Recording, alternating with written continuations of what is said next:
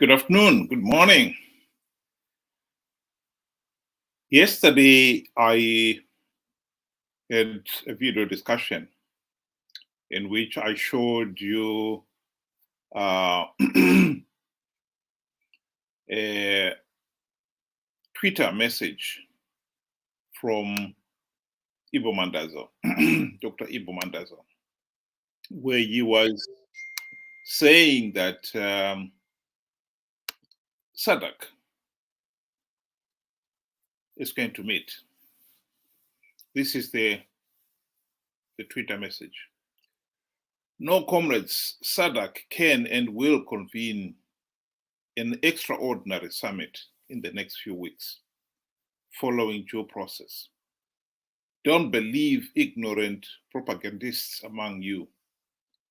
I reminded you the other day that we are more familiar with SADC matters than Vanampurwa among you.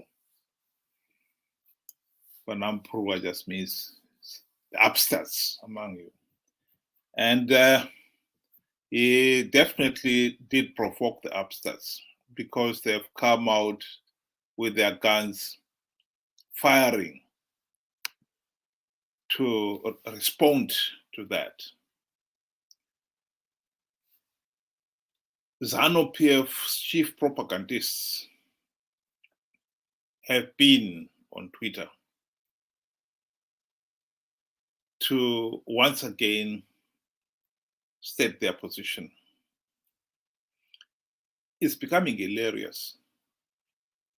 The thing about Zanu PF is they don't seem to know when the game is up. That's the problem. And in this particular case, what their propagandists are saying is completely contrary to the reality on the ground. Here is one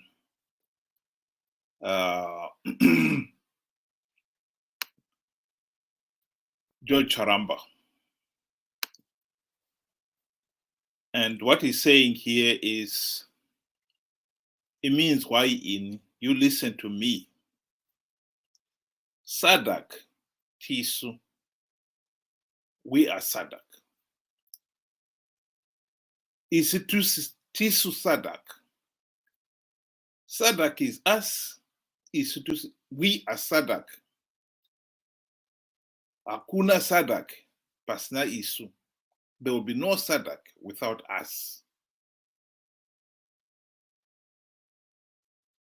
As isu, tiripo, taingovepo, pasina SADC.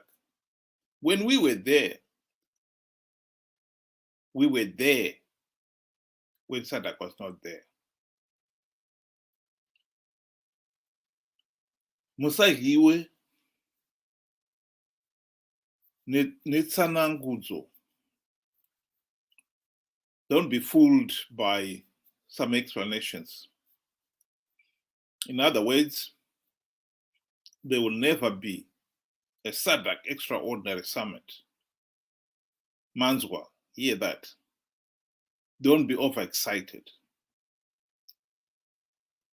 This reminds me of Joseph Goebbels.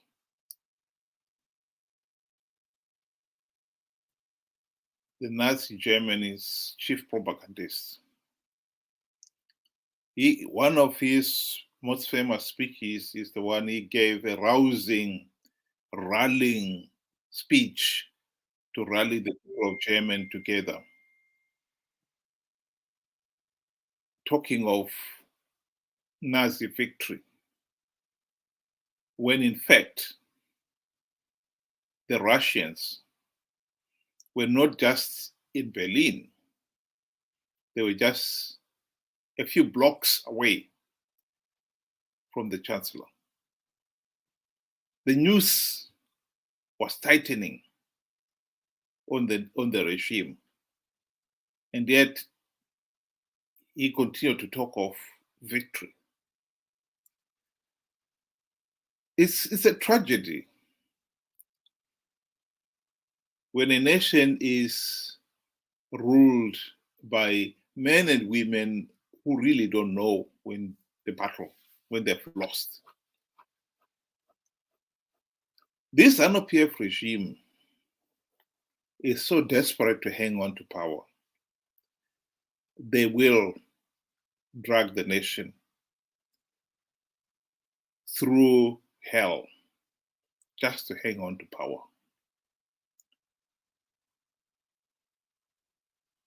Ian Smith, when he realized that the Civil War, the War of Independence, could not be won,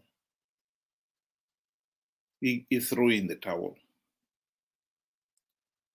In 1980, Zimbabwe's economy was robust. You would not think this was a country that they'd just come out of the war. Robert Mugabe inherited a healthy economy. And yet, if we look at what Mnangagwa is doing, this is a regime that is prepared to burn the whole house down than give her power. The worst thing we can do as a people is cow down. How long are we going to allow this madness to continue? 43 years, the country is down on its knees. And yet the regime still wants to hang on to power. I think SADC and the AU have made a very brave stand. I'm sure that SADC countries, SADC leaders, and the AU leaders knew exactly what they're taking on, knew exactly what kind of regime we had in Zanu PF. This is a regime that is determined to hang on to power to the bitter end. That is the reality. We have got the option here of really taking on Zanu PF. And in this particular case, take them on now with SADC, the AU, and the whole international community saying, no, the elections of 23 August were not free, fair, and credible. And Zanu PF cannot pretend that it is legitimate. If we were to give in on Zanu PF and let it claim that it is legitimate, all I can tell you is it is only going to dig in. That's what the regime will do. It is most unfortunate that the opposition, Chamisa and this group, have participated in these flawed elections, knowing fully well that the process is flawed. Knowing fully well that by participating, they're giving Zanu PF legitimacy. They participated out of greed. Zanu PF the regime should have been dismantled by 2013 at the latest, if MDCT and MDCM at the time had implemented the democratic reforms. They did not even implement one token reform. And so they've allowed the regime to continue. And the longer it has stayed in power, the more addicted it has become to power. Removing Zanu PF was never going to be a walk in the park. That is the truth. But I'm glad that SADC and the AU have taken them on the issue of elections. If they had made the same mistake as in the past and rubber stamped these elections, it would have left Zimbabwe in a situation where, to end the dictatorship, we would have had to resort to street protests and or another coup. This is the most peaceful route to end this dictatorship. What we need to do now is make it abundantly clear that we support and we are on the side of SADC and the AU. We totally support them 100%.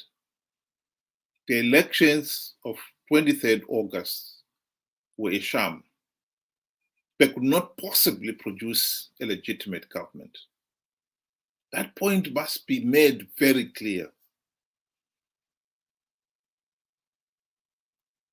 George Charamba and his friends may want to claim that they are SADC. SADC, tisu. And there will be no extraordinary summit to discuss the Zimbabwe crisis. No. Zimbabwe is not SADC. SADC has in the past let the people of Zimbabwe down. But this time, they've decided to stand with the truth. They have pointed out what everybody else knew, that Zanu PF was rigging the elections, that the elections was flawed. Zanu PF is now becoming defiant on an issue that it cannot possibly win, and they know it. You cannot pretend the 2023 elections were free, fair, and credible when you could not even produce a verified voters roll. When there is documentary evidence there of people being frog marched to attend rallies and then frog marched to go and vote for Zanu PF. We have got the truth on our side. Yes, we do not have the opposition on our side. The opposition have decided to take up their gravy train seats because that is what they were after anyway. They'd been participating in these elections for the sake of the gravy train seats. They knew the elections were flawed. But now we know where Nelson Chamisa and these Triple C friends stand. Ever since the GNU of 2008 to 2013, Nelson Chamisa has been running with the povo hair and hunting with the Zanu PF hounds at night. Now, by taking up their seats in this illegitimate government, what Chamisa and company have shown is that they are now hunting with the Zanu PF hounds in broad daylight. We know where they stand. SADC knows where they stand. And it is good to know who is on your side and who is not. Now we know.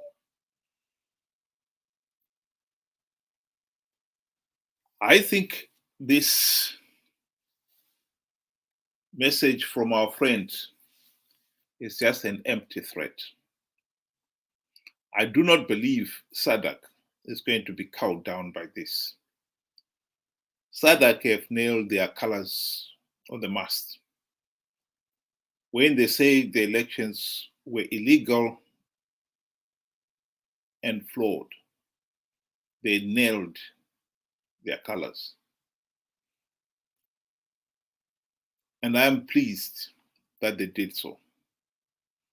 And I don't see SADC and the AU being bullied and bamboozled by Zanu PF upstarts like George Charamba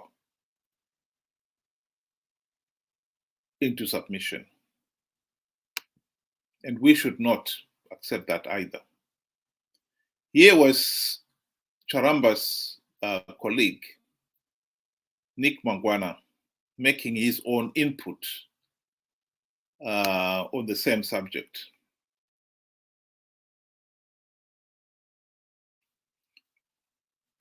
What Nick is saying here is there is some treacherous lobbying going on by one SADC member state to have an extraordinary summit on Zimbabwe. The other members are seeing through this, and it's not going to happen. This agenda being pushed by the member state is not its own. It's doing a hatchet job for some powerful nations. We have heard this rhetoric so many times. This is a regime that has claimed to be a victim of Western, the British and the Western allies' plots. When we're talking of elections here, it does not matter whether you do not understand what the sanctions are all about. It does not matter. Why would somebody go outside, have a quarrel with their neighbor, come home and beat their wife and children because they had a quarrel with the neighbor? What has that got to do with the ordinary Zimbabweans? We can't keep on pretending that the West, the colonial governments, colonial Westerners are at our gate, threatening us. Even if they were, is that an excuse for denying people their fundamental right to free, fair, and credible elections? This is a right that is at the key of Zimbabwe's failed economy. The right to free, fair elections is fundamental to good governance. It's ironic that the white colonialists denied the ordinary black Zimbabweans the right to a meaningful say in the governance of the country. And that was one, if not the number one reason for the armed struggle, the War of Independence. And yet here we are now, 43 years after independence, and we are yet to hold free, fair, and credible elections. Amazing. Amazing. And we are getting all manner of feeble excuses to justify why people are being denied the right to vote. Zanu PF cannot pretend that the 2023 elections were free, fair, and credible. It cannot. And even their own propagandists, Nick Mangwana and George Charamba, they cannot come out and say those elections were free, fair, and credible. Because even they know you cannot have free, fair, and credible elections when you do not even have a verified voters roll. When people are being frog marched to attend rallies, frog marched to go and vote for Zanu PF. When the vote is not a secret.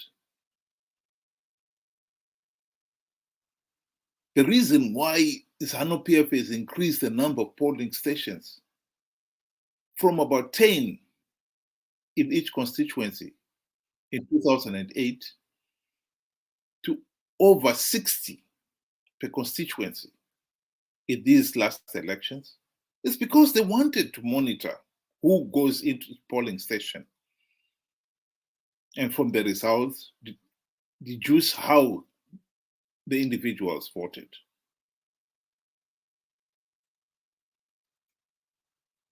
Elections in Zimbabwe were not free, fair, and credible. This is a fundamental problem which we must now address. And it is absolutely necessary that we should not allow Zanu PF to hold the nation to ransom. They have done so for the last 43 years. We should not allow this to continue anymore. Zanu must not hold the nation to ransom. All these empty threats must be faced head on. We, the people, must stand up and be counted and clearly state that we support SADC and the African Union in condemning the 23rd August elections as a sham. And we want to see this illegitimate regime dissolved. We want a new GNU that will implement the democratic reforms so that we can have free, fair, and credible elections at last. We cannot continue pretending we have got free, fair, and credible elections when we don't.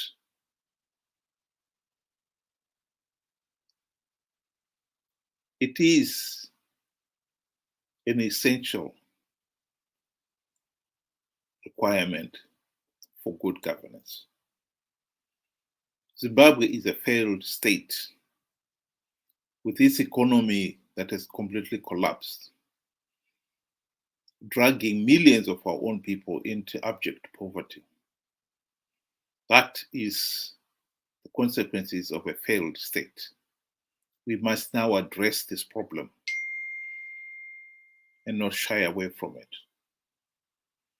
We must not let the regime bully and bamboozle us into submission.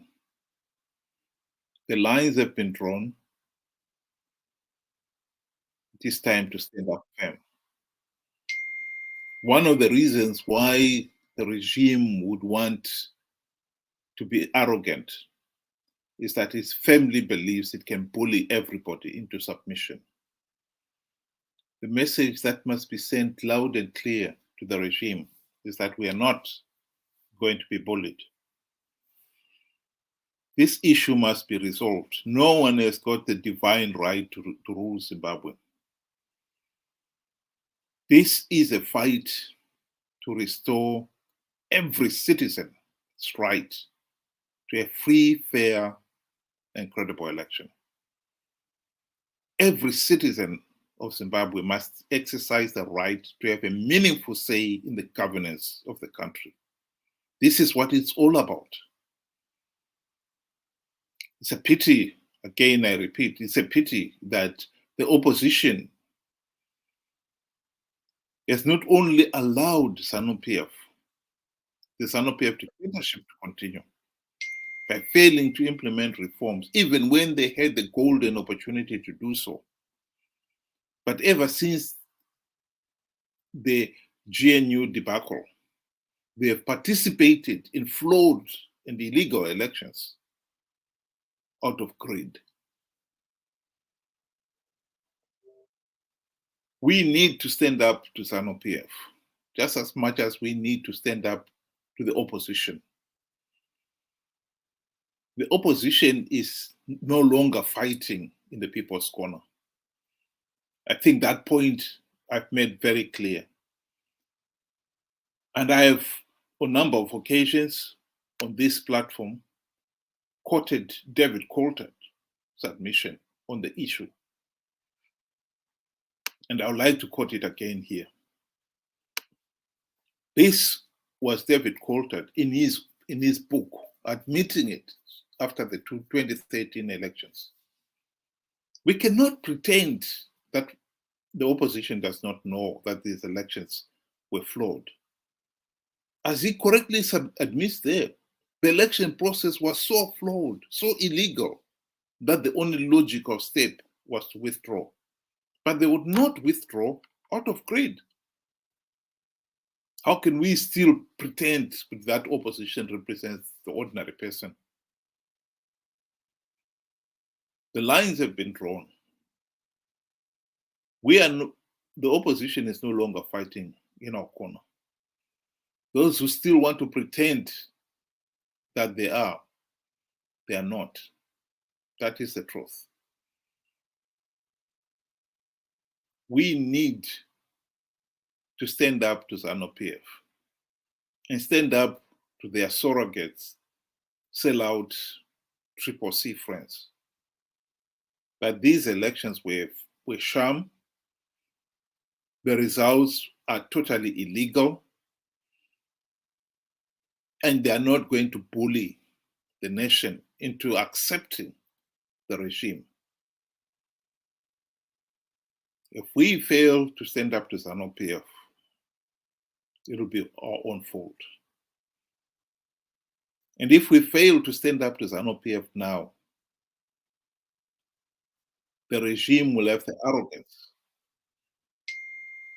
to bully whatever GNU comes out to make sure that nothing really changes.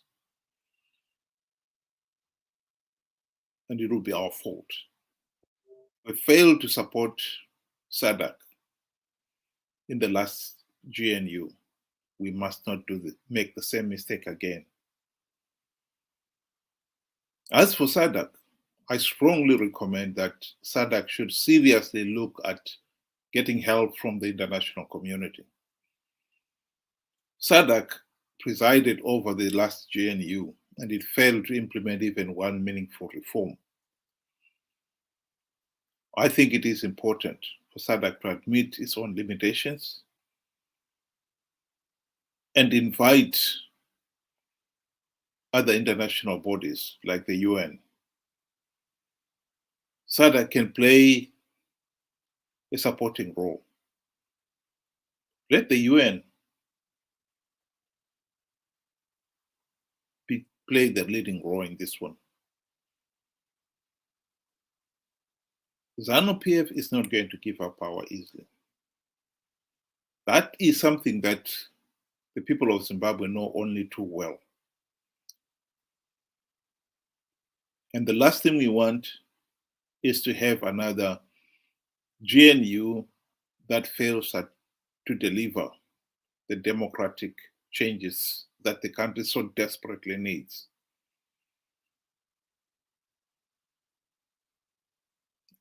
And to the people of Zimbabwe, if there was ever a time when you need to stand up and be counted, it is now. Now is that time. Zanu PF must never be made to believe that they can somehow continue to ride roughshod over the nation. The right of every citizen to a meaningful say in the governance of the country is at stake. And that is not negotiable. Zanu PF does not have the divine right to rule Zimbabwe, to rig elections, to stay in power. It does not have that right. It never had that right. We need to claim the right of every citizen to a meaningful say in the governance of the country. And that message must be sent loud and clearly. That right is not negotiable, I say. The next few weeks are going to be interesting. I do not believe SADC is going to chicken out, and would like to see what Zanu PF does next. We know the regime is capable of doing a lot of horrible things, but we should not allow them to get away with it. We have allowed them to get away with it for the last 43 years, not anymore. This is the time, if there was ever a time when Zimbabweans must stand up and be counted, this is it. The lines are drawn. There's no such thing as sitting on the fence to see what happens next. No, there is no such thing now. If you do not stand up and be counted, it will be assumed you're on the side of the regime. Zanu PF must not be given the opportunity to wriggle out of this one, because it will only become even more arrogant than ever before. SADC have given us a golden opportunity to end this madness of rigged elections and bad governance. We must not waste it. I repeat, we must not waste this golden opportunity to end the Zanu PF dictatorship. And all we've got to do is stand up and be counted. Stand up and say and renounce these sham elections of 2023 and demand a new GNU that will implement the democratic reforms. This is the point of no return. You cannot turn back now. Think about it. Thank you very much and good night.